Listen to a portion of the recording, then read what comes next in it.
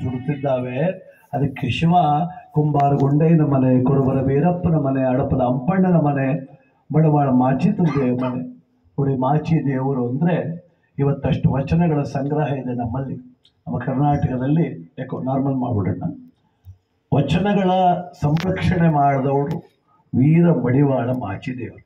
ಬಸವಣ್ಣನವರು ಕೂಡಲ ಸಂಗಮದಲ್ಲಿ ಐಕ್ಯವಾಗುವ ಮುನ್ನ ಲಕ್ಷೋಪಲಕ್ಷ ವಚನಗಳನ್ನು ಸುಟ್ಟಾಕ್ತಾರೆ. ಇನ್ನೊಂದಷ್ಟು ಉಳಿದಿದ್ದಾವೆ ಅಂದರೆ ಅದಕ್ಕೆ ಮಾಚಿದೇವರು ಕಾರಣ. ಅದಕ್ಕೆ ಎಲ್ಲ ಶರಣರಿಗಿಂತ ಶ್ರೇಷ್ಠ ಶರಣ ಅಂತೇಳಿ ಬಸವಣ್ಣನವರು ಮಾಚಿ ತಂದೆ ಅಂತ ಕರೆದ್ರು. ಎಲ್ಲರನ್ನು ಶರಣರೇ ಅಂತ ಕರೀತಿದ್ರು, ಮಾಚಿ ತಂದೆ ಅಂತ ಕರೆದ್ರು.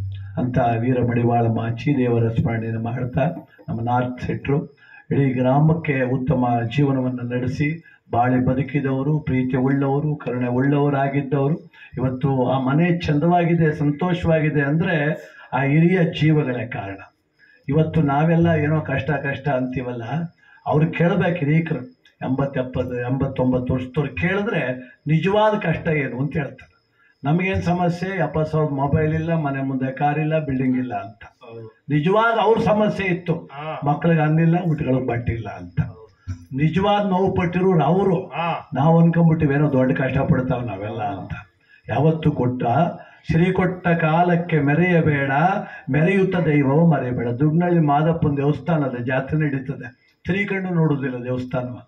ಯಾವಾಗ ನೆನಕತ್ತಾರೆ ಮಾದಪ್ಪನ ಅಂದರೆ ದೊಡ್ಡ ಆಸ್ಪತ್ರೆಗೆ ಅಡ್ಮಿಂಟ್ ಆದಾಗ, ಮೂಗೆ ಬಾಯಿಗೆಲ್ಲ ಪೈಪ್ ಹಾಕ್ದಾಗ ಅದೊಳಗೆ ಹೋಗಂತೂ ಡಾಕ್ಟ್ರು ಕೊಡೋಲ್ರು. ಆಗ ಮಾದಪ್ಪ ಎಲ್ಲಿದೆಯಪ್ಪ ಅಂದರೆ ಮಾದಪ್ಪನ ಅಂತಾನೆ. ಕಳ್ಳನ ಮಗನ ದಿನ ಇಲ್ಲೇ ಹೋಯ್ತಿದ್ದಲ್ಲ ಇದೇ ರೋಡಲ್ಲಿ.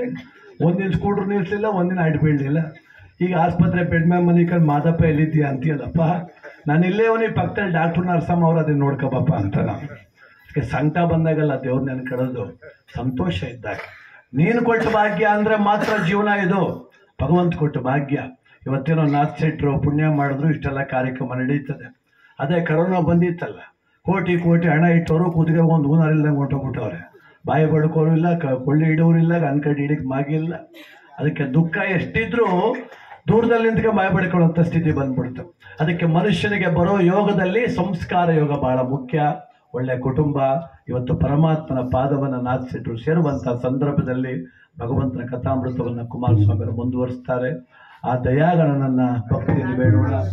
ಅನುಸರಣೆಯೇ ಪ್ರಪಂಚ. ಆಡ್ತೀನಿ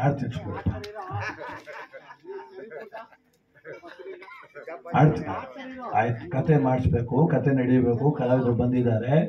ಆಯ್ತು, ಇನ್ನೊಂದು ಗೀತೆ ಆಡಿ ಅವ್ರಿಗೆ ಕಥಾ ಭಾಗ ಮುಂದುವರಿಸಲಿಕ್ಕೆ ಅವಕಾಶ ಕೊಡೋಣ. ಕೂತು ಅನುಸರಣೆ